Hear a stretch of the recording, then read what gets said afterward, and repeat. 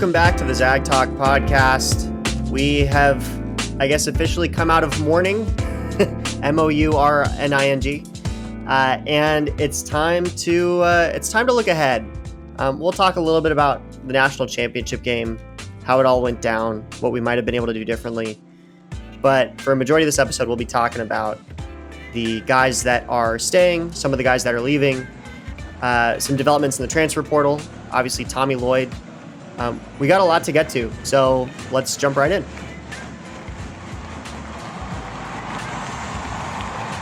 Hey everyone, wanted to give a quick disclaimer here.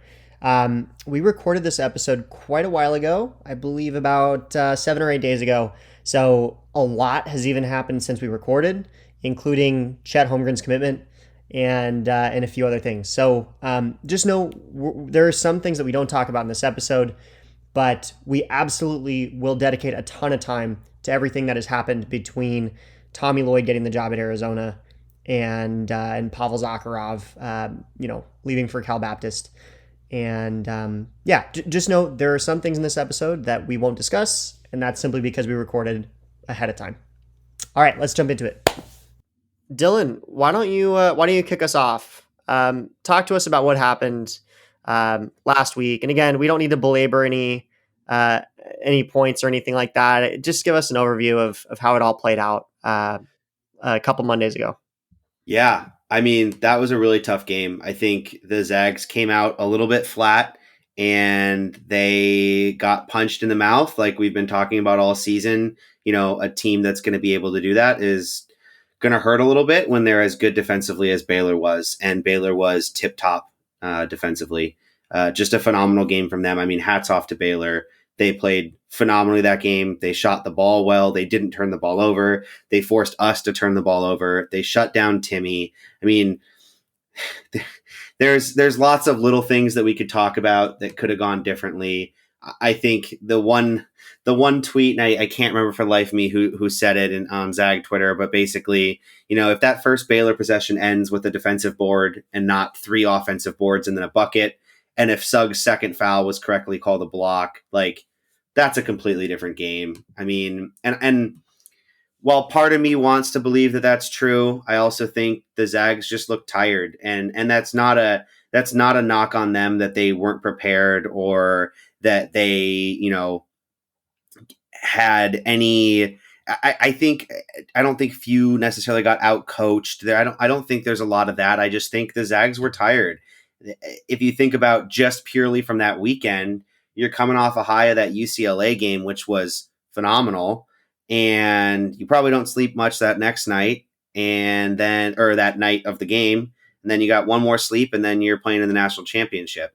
And I think that's tough after going to overtime against a really tough UCLA team as well, right? You're not coasting, and all credit to Baylor. They were able to wipe the floor with Houston and move on from that and be ready for this game. And I think the only thing I wanted to talk about talking about the tired thing, because I do think that played a huge part in that game, because I think Timmy was just dragging by the second half. Kispert wasn't himself, although you could say that a little bit throughout the tournament he's had his ups and downs. But going into that tournament, Timmy and Kispert were averaging 28 and 31 minutes per game. Obviously, there's a little bit of fluctuation there. I didn't narrow it down to just our uber competitive games, but they weren't playing a ton of minutes. In the final 4 games of this year's tournament, Timmy averaged 34 minutes a game, and Kispert was averaging 38 minutes a game.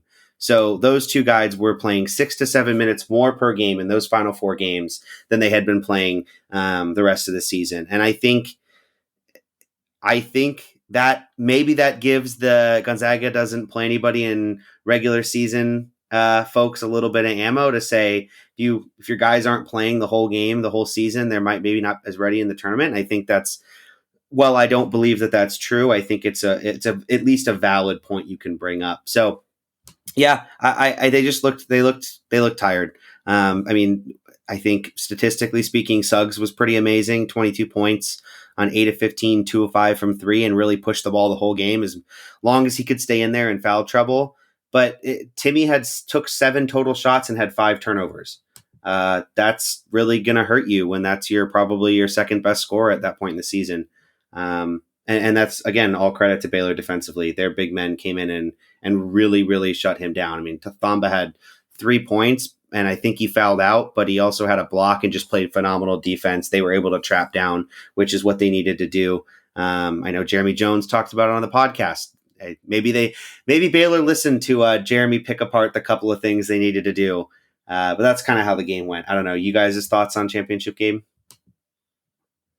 Yeah, I mean, I don't want to make a bunch of excuses because I think regardless, that was Baylor's game. I think they played just about as good as you could possibly play. And I'm really happy that we're working from home right now because the conversations that I would have to have just going into work and talking to a bunch of people about that game, I've kind of been able to keep it far away and tucked away. But yeah, it's just like you said, the fatigue I think was one thing for sure. I mean, you think about the timeline. Baylor finishes their game about like 2 hours before we start our game. They get to sit down, watch the whole thing. Their starters got to rest because they beat the crap out of Houston, and then we have a battle for 40 minutes plus an extra 5, and the way it ends, you're celebrating the whole night. That's Few's thing. He talks about we're not going to take anything for granted. We're going to go celebrate these great moments. And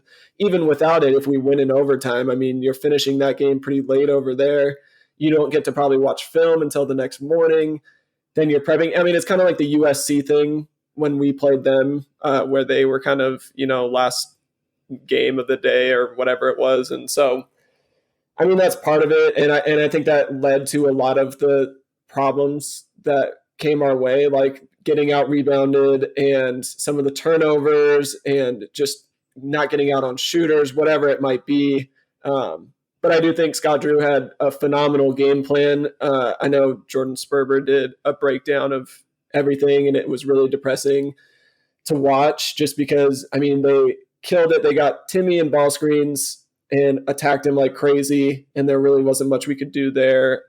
Defensively, they were great, and they did a few things schematically there that just really kept us out of the fast break, kept us out of transition, kept us kind of out of what we like to do. And then we saw us go to zone. I think Mark Few made great adjustments, but it just at that point it was kind of tough. And every time we got close, Jalen Suggs had the and one to cut it to 9, I think. And it was like we're finally getting momentum, and it was just like it took all we had in the tank just to get to that point.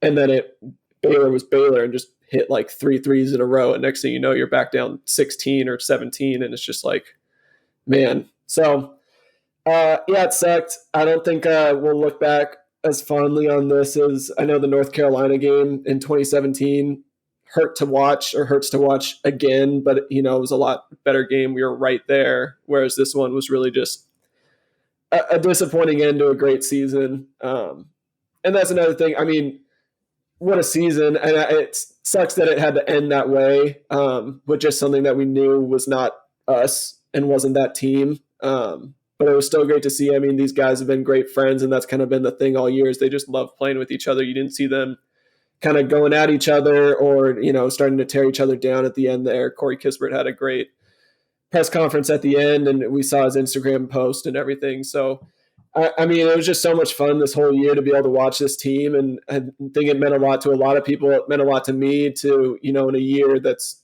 pretty tough and just not a lot of things going in the right direction in the whole entire world, to be able to get to watch some of the greatest college basketball played by an individual team of all time and be able to see that was awesome. And I know some people are talking about, well, this happens and then Tommy Lloyd potentially leaving, and now we know he is leaving, and we'll get to that later. But, wow, this is just really bad look for Gonzaga. Are we ever going to recover from this? And yes, we will. It sucks. It really hurts. But guess what? We're probably number 1 preseason next year, at least top 3. And we've hit these plateaus before where we've, made the Sweet 16. We get there every year, and then it's just we can't get past the Sweet 16. And then 2015, we get back to the Elite 8, and it's like, okay, now we can't get past the Elite 8, and now we're 2 Final Fours in the last 4 tournaments and 2 national championship games in the last 4 tournaments. Like, we're going to get there. It's just part of the journey, and it'll just make it even more sweet.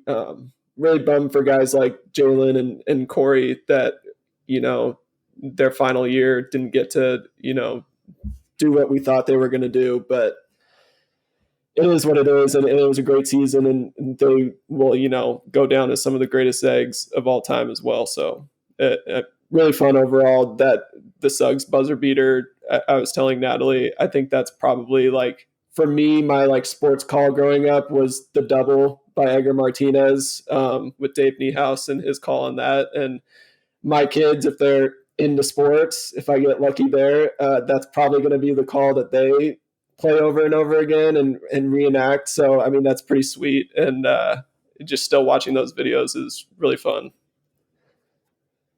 If they're into sports, Carson, you're telling me your kids aren't going to be into sports? I don't think if you indoctrinate them from birth, they won't be into sports.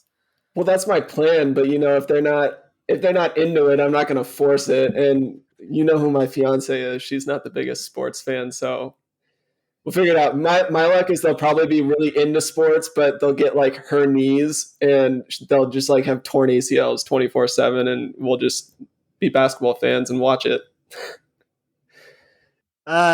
Honestly, here's my take on the game, and again, I think we've all talked about, the exhaustion that goes into to playing a game like that, in that scenario. I had I had an experience in high school of basically going through something similar, and that the team that I played on, we played the number 8 team in the state, in the state of Washington, and then 2 days later, and first of all, we won on basically a game winner with 6 seconds left, so obviously a highly emotional game. 2 days later, same kind of deal. We won in overtime, basically on an alley-oop dunk. It was nuts. That game started at 8:30 on a Wednesday, and the following game was on a Friday at 6 p.m. And so we're getting off the bus back to the school at like midnight, and we're not in bed till like 1 a.m. Right? Then you have to go to school, and I can tell you that we have never had a worse practice in our entire lives. In the 4 seasons that we played together, us guys, as seniors, and we were all just like exhausted. It's not just physically exhausting; it's mentally exhausting. And then we lost to a team that had, they had two amazing players on the team, and we lost to them by 10. And earlier in the season, we had beat them by 17 points. So all that is to say, I can't help but shake the feeling that if the scenarios were swapped, it'd be a lot closer. The game would not have ended like it did if Baylor was coming into the game having all their starters play at least 35 minutes. But again, that shouldn't take away from what Baylor did. They played their best game. They did an amazing job. And they should go down in history as one of the best college basketball teams ever. Without a COVID pause, they potentially go undefeated. And Maceo Teague, Jared Butler, and Davion Mitchell. I mean, three of the best guards you'll ever see play on the same team at the same time. Just absolutely stellar performance on their part, and they deserve all the credit in the world.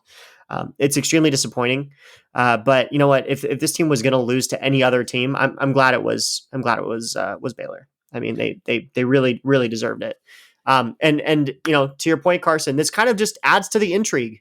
Now we got this monkey on our back, and the question's kind of going to be, when are we going to be able to get it off? And it'll feel just incredibly sweet, when that happens. So looking ahead, why don't we talk about some of the changes that have happened, at the school, or for the team in the last couple of weeks since we've last talked to everybody. First of all, Tommy Lloyd, he is the new head coach at Arizona. Carson, do you maybe want to talk us through what that kind of week or so was like as he was going through the process? Yeah, so I think what the story originally came out kind of in the Gonzaga circles the day after the national championship, and it's just like gut punch after gut punch. Murphy's Law, anything that can go wrong will go wrong was kind of how we were feeling there. Um, Seemed like it was kind of a done deal. I know there was a lot of like questions on how legit it was, but like the people we were hearing it from were pretty reliable. And then obviously the whole process got dragged out. Sean Miller wasn't even fired at that point. He got fired 2 days later. It was kind of like, okay, Tommy's for sure gone. Like now this is like real. And then it turns into this whole search. The national media is kind of behind on everything, saying, "Oh, we think it's David Stoudemire," and he got interviews. We know that Mark Pope up at BYU got 2 interviews as well. Passner was thrown in there. I mean, there was a bunch of guys and names being thrown around. So it turned into a complete shit show, is what it turned into, because it turns out Arizona didn't know what the fuck they were doing either, and their president's like the most incompetent person ever. So I mean, it was all over the place, and it looked like maybe Tommy Lloyd had removed his name because the first deals that were mentioned were 7 to 8 years, and then apparently Arizona doesn't do 7 to 8 year contracts, and so then it turned into a mess. Rumors were going around that Tommy had maybe removed his name. And then yesterday we get the news Tommy's the new head coach. Arizona finally got their shit together. And he had a great press conference today where he thanked Mark Few for everything, got pretty emotional. And that was, it was tough to watch, but it was really fun to watch. It means a lot to him. And honestly, the dude, I mean, to be an assistant for 20 plus years when you could, be really coaching a Power Five conference team. And I've seen some tweets that are like, if you would have told me 20 years ago or in the 90s that Arizona just hired the assistant coach from Gonzaga to be their new head coach, like you would have told me I was on crack or something. So, and I was also, for me personally, I was a baby. So yeah, you'd really tell me I was like on something there. But yeah, I'm super bummed to see him go, but I'm super happy for him. Nobody deserves it more. Like I said, I mean, he could have been a head coach anywhere. But it sucks because Arizona, is going to have some shit to go through. They're likely to have some sanctions, although with USC today, they got no postseason ban. So Arizona might get off with just their 1 year postseason ban and some recruiting limitations. I know, not to go back to the feel good stuff and we're going to be all right, and silencing some alarmists out there, but if this would have happened 10 years ago, I think we're in a lot worse position than we are today, trying to deal with that, because Tommy built up our program with some great international recruits. I mean, if he leaves 10 years ago, we don't get Sabonis, we don't get Karnowski. Who knows with the Canadian guys? I mean, we might still be able to get some of that, but we don't get Rui. We don't get, the list goes on and on. So now, do we rely on the international recruiting as much? No. Is it still important we get good guys? Yeah, for sure. But, we now have the luxury of getting some 5 and 4-star guys every single year. And he's a great coach besides the recruiting. But, I think we'll be all right. But obviously, I mean, besides Mark Few, there's been no single person who's been as important to the rise of Gonzaga basketball as Tommy Lloyd. So he will be missed, but I do think we'll be all right. And, just thank him for everything he's done here and let Tommy Tucson come to life. I'm excited. I think I want to poke fun at national media and Arizona fans specifically a little bit, but I saw Tommy Lloyd, I saw George Lloyd, I saw Tommy Floyd, and I think there was maybe one other one, and I can't remember what it was. Maybe Timmy Floyd. I saw so many butcherings of that name, and Arizona fans don't know, the amazing catch that they just got. Honestly, I think seeing some of the responses, and I hate going to the comments on social media, but seeing some of the responses about, they wanted a guy who's in the family. Okay, sure, I can understand that. But we don't want an assistant coach from a mid-major school. And it's like, that mid-major school has played in 2 national championships in the last 4 years. Like, it's not really the same as if they had went and got, an assistant coach at a different mid-major school. I hate to quote it, but it's like, I hate to see you go, but I love to watch you walk away. I'm happy for Tommy, and I think it's going to be really good for the school. I'm bummed that it could potentially take shots at us as maybe the best team in the West if he's really able to step up their game in the next couple of years. Yeah, best of luck to Tommy Lloyd. I hope Gilbert Arenas just feels ridiculous, because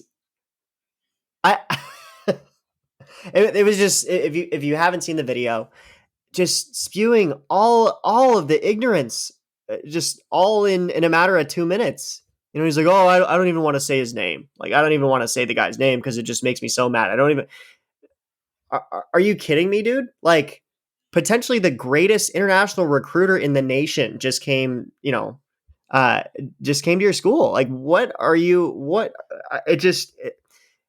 I think more than anything, the last few weeks have revealed that there are a lot of people that focus all their attention on professional sports. They don't know shit about college sports whatsoever, college basketball specifically. I mean, like, it's just wild between, Skip Bayless, some of the stuff Skip Bayless had said or whatever, but just, I don't know. It made me laugh more than anything when Gilbert Arenas said that, because it was kind of like, well, look, man, he's kind of the front runner, and everyone who has a brain thinks it's a good move. So you're going to be stuck with this. And yeah, I'm sorry it wasn't Damon Stoudemire. Whatever. Like, the guy has done a decent job at Pacific, but guess what? Like, when was the last time Arizona made a national championship game? We'd have to go back to 1997. Lute Olson. I mean, come on. How many coaches have you gone through? Like, Yeah, I mean, even at the height of the Sean Miller era, where they were dropping bags left and right, I mean, they made it to the Elite Eight. So, I mean, they could have played Gonzaga in the Elite Eight in 2017, and they got upset by Xavier, who we then blew the doors off of. So, I mean, it is what it is. I think I tried to put myself in Arizona fans and alumni shoes by thinking, like, if Mark Few left and we didn't have a Tommy Lloyd, and that might not be an option now 10 plus years down the road or whatever it is. But if we were to go outside of Gonzaga to get a coach, would I be super pumped about that? Probably not, because we know how important the culture is at Gonzaga, and it's tough to see somebody who hasn't ever been a part of that program be able to understand that and cultivate that in the same way. So I understand that. I don't necessarily think that Arizona has the same culture that Gonzaga has. I think there's very few programs that do. Villanova is one of them with Jay Wright over there. But it's tough to blame them. But honestly, if you haven't watched the Gilbert Arenas video, don't, because it's not worth it. Although if you have your casual college basketball fan bingo card, I think Gilbert Arenas checks all the boxes there, because he says they're playing a AAU schedule, and they don't play anybody, and that he's never been a head coach and they've never done this or that, and it is what it is, and we're used to that at this point. But yeah, I don't know. I think he channeled the spirit of Nick Young. I think is what happened, because Nick's been pretty ignorant on Twitter recently, and I think back to something that Gino, to the he's never been a head coach comment. I think back to something that Gino said on our podcast a while back, talking about how Gonzaga prepares for games, and I don't think that a casual basketball fan like that, and I hate to call Gilbert Arenas that because the man played in the NBA, but the assistant coaches at Gonzaga are responsible for a lot. A lot. Gino highlighted how responsible they are for game planning. They literally take turns game planning for games. And yeah, Mark Few's still the head coach, but These guys are getting a lot of experience, not only being under Mark Few, but also getting a lot of responsibility in that program as a main assistant coach. So I think it's ignorant to say that an assistant coach that it's on a team that's performing at as high of a level as Gonzaga is, doesn't have the experience to be a head coach at a major D1 program. Yeah, and especially Tommy Lloyd has had probably more head coaching like duties at Gonzaga than maybe any other assistant coach in the country. I mean, because he's stepped up because they know that. I guess if you're looking at positives of him leaving and him taking that job, is it probably means Mark Few's, they're expecting him to be around for a long time. I like 10 plus years or something. If he's, if Mark Few was like, hey, I'm going to retire in 5 years, like Tommy Lloyd probably sticks around, but I don't think that's in the cards. And I think obviously Mark Few has a lot more to do, but yeah, I don't know. And another thing I understand too with it is that how many assistant coaches on other big D1 programs are you guys aware of? Unless they were a former player or something, like no clue. I guess maybe there's one of the assistant coaches at Michigan that was a head coach at like St. Joseph's or something like that. Phil, I'm blanking on his last name, but he's an old guy. Phil Martell or Martelli. Yeah, Martelli. Yeah, like I mean, Yeah. there's a few of them out there, but I mean, other than that, you really don't know. So I mean, it's hard to blame them. You don't know what you don't know, and probably in hopefully 2 to 3 years time, maybe it takes 5 years, but they'll be looking back on this and being like, wow, we had no clue how lucky we were getting. Yeah, I want to go back to what Dylan was saying around the experiences that Tommy Lloyd has had. When they brought him on, Mark Few basically bought him. I mean, at the time, it was the 90s, right? Mark Few bought him a calling card, which I guess I don't even really know what that is, but but he ran out of minutes or ran out of calls or whatever, or he ran up the bill, and all of a sudden, Mike Roth is coming in to Mark Few's office saying, we just got like $1,000 phone bill. Like, what's going on? It turns out that Tommy Lloyd had been staying up late at night making calls internationally, and beyond that, he was the one doing most of the traveling. Mark Few only took like one trip to Europe ever. Tommy Lloyd was the one who was doing that. And more than that, I'm reminded of a moment that really stuck out to me from the HBO documentary that came out. I believe it was the 2016 season.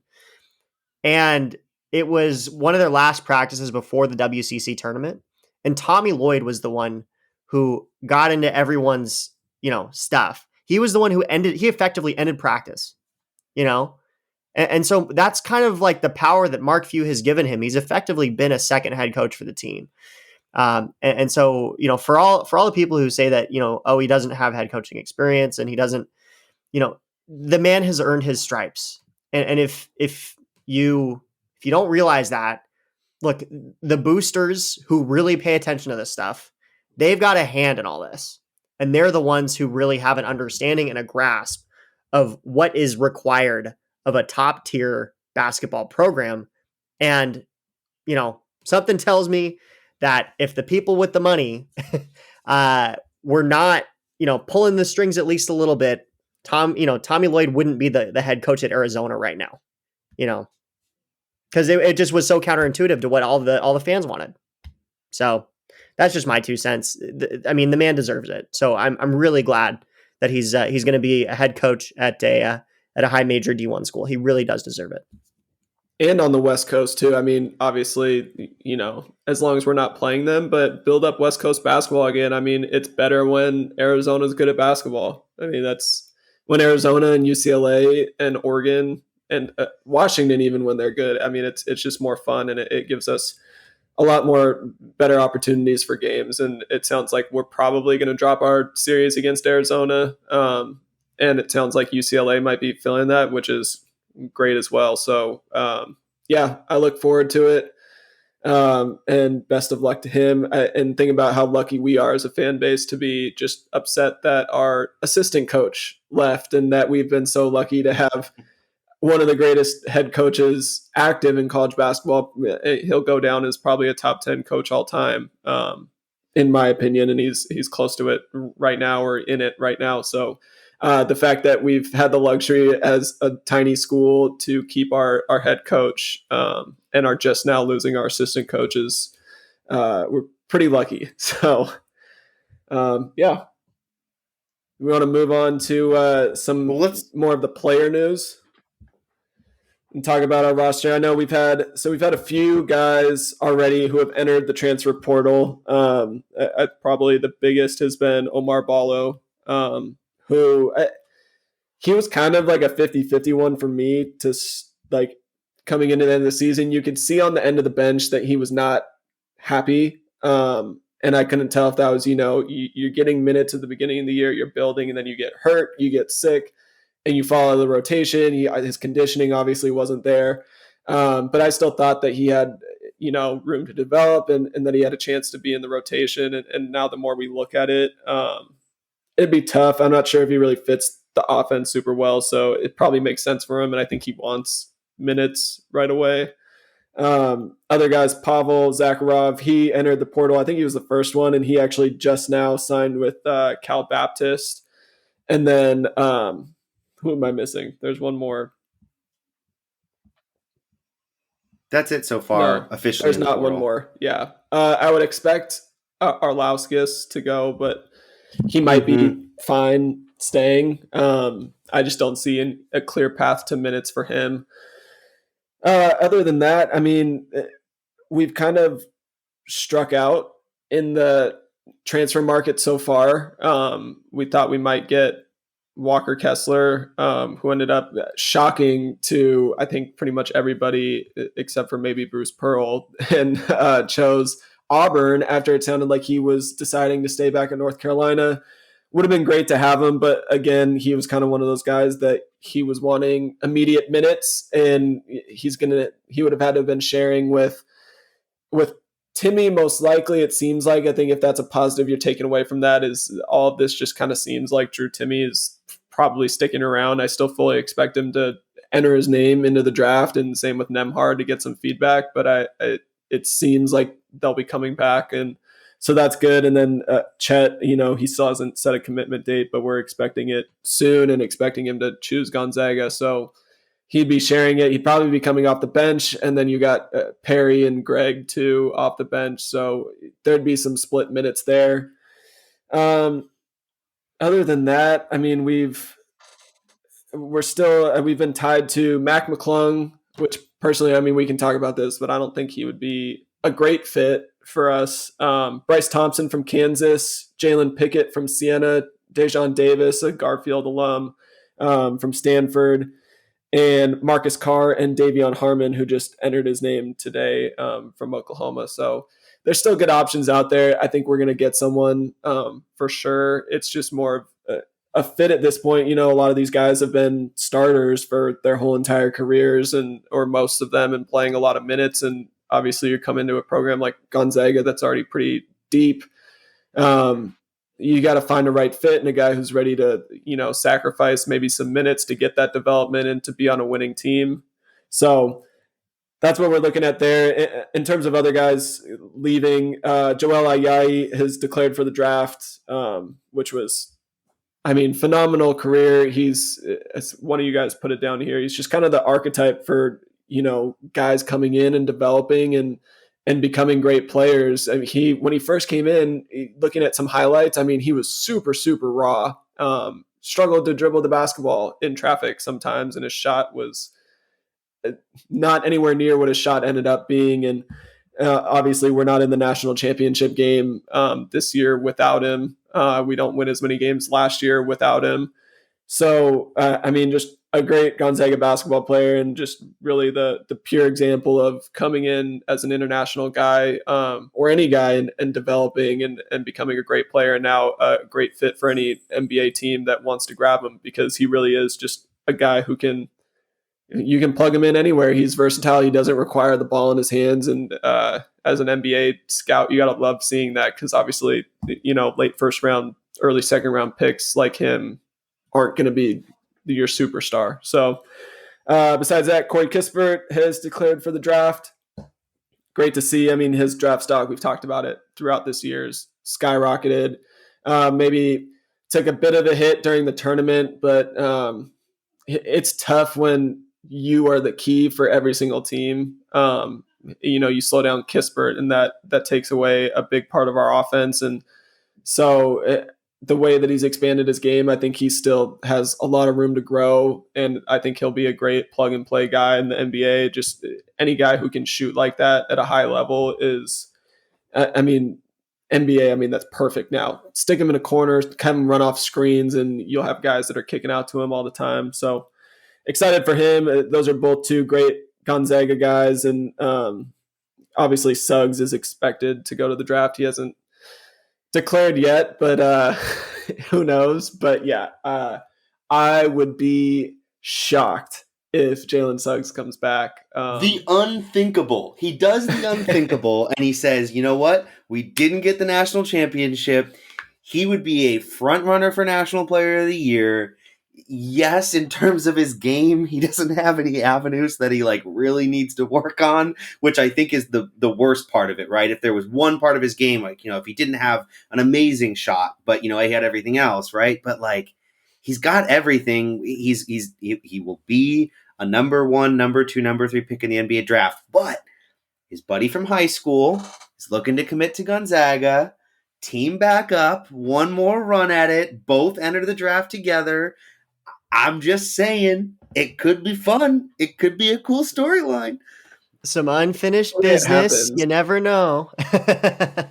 But technically, if he did stay, there would be a very real chance that Gonzaga could have the number 1 and number 2 picks in the NBA draft next year. So that would be pretty sweet. But yeah, no, there's no way he stays. No reason. No reason. Dude, there's no reason. His only thing that he could show a little more of is that more consistent outside shot. But that's yeah. So I guess so. One of the questions here is Corey Kispert or Jalen Suggs and or Jalen Suggs on the Mount Rushmore for Zags? What are your guys' thoughts? First of all, how many faces are on Mount Rushmore? I haven't looked at that since I think it's 4. So that's oh my God. I think what's hard about Mount Rushmore is there are two founding fathers, right? And then there's a guy who gets us to the next level, and then there's FDR who kind of is I don't know, who brings us into the 20th century, with the New Deal and all that. For me, you gotta put at least 2 guys on Mount Rushmore who were there at the very beginning.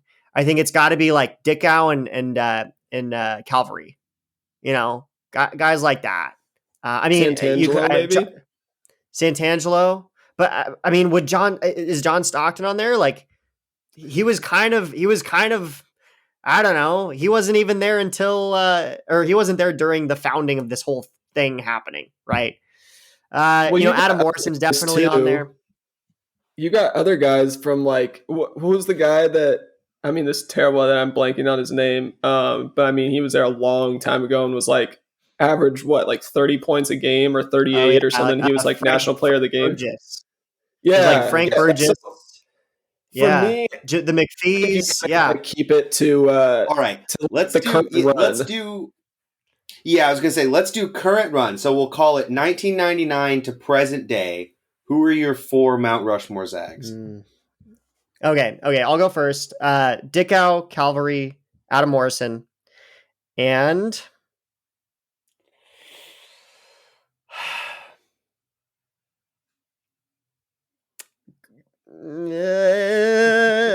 Kevin Pangos. I'm sorry. I can't put Corey Kispert on there, and I'm sorry. I just can't. I think that Kevin Pangos, he's a 4-year guy. He like he helped bring us to the place that we're at. You know, I mean, he graduated in 2015, and 2 years later, we're in the national championship. You know, ask me again in a couple of years, maybe my answer changes. I think it's, for me, it's Calvary, Morrison, Pangos, Kispert. Yep, that's good. That's good. See, I think, I don't know. It's tough because it's tough to put people who are not there for, more than a year. But I think you have to put Nigel Williams-Goss on that list because without him, we haven't even made a Final Four until this year. Like that kind of put us, we don't get Jalen Suggs this year if we don't make the Final Four in 2017, I think. I mean, what that's done for the program to kind of vault us to that next level, I think is pretty huge. And yeah, he was only here for 1 year, but in my mind, I've always kind of thought of him as one of the greats because he did in 1 year what it took 20 plus years of Gonzaga basketball to do. And I know there were other great guys on that team. I mean, there was Shem and I mean, yeah, the list goes on, but he without him, that team's not doing that. So, I mean, I think I'd put him, if we're not just doing players, you got to put Mark Few and probably Tommy Lloyd on there too, and then do 2 players. But I won't do that because Players only. You're talking about founding fathers. Four is such a hard. I know. Yeah, four is such a hard number. On there. Like Adam, like Rony Turioff, Jeremy Pargo, Kelly Olynyk. Yeah, Kelly Olynyk. Step, like Dick out, all those guys. I mean, and if you want to, if we're talking like, Zags, like just epitomize, Zagness, like, Mike Hart, Sam Dower, Elias Harris, JP Batista, Rem Bakamus, like 4 is just so hard. They've been so good for so long. Pendergraft, Richie Fromm, an NBA guy. The NBA guy is not even. It's crazy. There are just so many to choose from. If I was to put a formula with this, I think I would go, what has Gonzaga basketball been? It started with, the 4-year guys who were like under recruited and everything, like an Adam Morrison. If you're maybe taking it from the first 5 to 10 years there of that run. So sure, like you could put a Calvary or a Santangelo or something in there because obviously this run doesn't start without that team. So yeah, you probably need one of them. And then you probably get like an Adam Morrison guy who is, not recruited by anyone else in the state. He's an in-state guy who just Mark Few found and he was a freaking stud. Kind of put us on a bigger map than what we were already on. So you got 2 there. If I had to say then, you'd probably want a good development story and a good transfer story because that's kind of been for like the last 10 years or so. I mean, you got choices there. You have a Kelly Olynyk who redshirted partway through his time and came back and got us our first number 1 seed and number 1 ranking in school history. You have the Kyle Wilchers who transfer in and have a big impact. 4-year developmental guy, Kevin Pangos. I mean, he was pretty good when he came in. But then you have like a Rui and you have a Joel Ayayi and you have a Corey Kispert who, developed like crazy over the 4 years. So I think when you look at it that way, like you got to have 2 early guys. And we're obviously going to miss a lot of good guys and there's going to be a lot of beef about that. But, and then I don't think I'd put Kispert on mine. I think he's probably right there if they're expanding Mount Rushmore. Because, if he was on the 2017 team, he's for sure. And if they would have won a national championship, for sure. But and Jalen Suggs is close there, too, in terms of single seasons. But I think I go Adam Morrison, Casey Calvary, and Nigel, and then Kelly Olynyk, just because he was on that first team that got us the number 1 ranking and the number 1 seed. So, and those aren't even my favorite Zags outside of Nigel. But it's just what they mean to this program and what they've done to get us to where they are now. And obviously those are hundreds of guys at this point that have got us there. But yeah, that's a tough one. Because I would still say that Jones and Kispert are two of the greatest Zags in the history of the program. So, yeah, I mean, honestly, that's a fun exercise. I really want to think about that a little more because I think I might change my answers. But like, again, this season was just incredible. The fact that we're talking about two guys potentially, and I mean, who knows what happens with Drew Timme? Drew Timme, you know, I mean, his career is potential. You know, his career, it's kind of, you know, leaning in the direction of not being over yet. You know, one more year under his belt. Who knows? Maybe we you know, we add him and the stash up on up on Mount Rushmore after next year. Yeah, you could throw in a national player of the year and a national championship with that too, potentially. So I'm all on the Timme train. Choo choo. So on that note, I'll take us out with a little bit of fun stuff. Went into the transfer portal. If we want to talk about, you know, if guys come in and transfer in and really go off, maybe we'll get to see some of these really cool names in a Zag uniform. Let's see. We got Fats Russell, Rocket Watts, Adonis Arms, which I cannot believe is a real name, Drew Bugs. This one, I think Evan Miyakawa is messing with us by putting this in the transfer portal doc, but Polycap. That it sounds like a Pokemon, and I cannot believe is somebody who's actually in the transfer portal. And then last but not least, and I had to throw it in there, Jalen Butts. Maybe one of those guys will transfer to Gonzaga and they'll become the next face of Gonzaga Mount Rushmore. Paulie Butts. Who knows? We need butts and arms.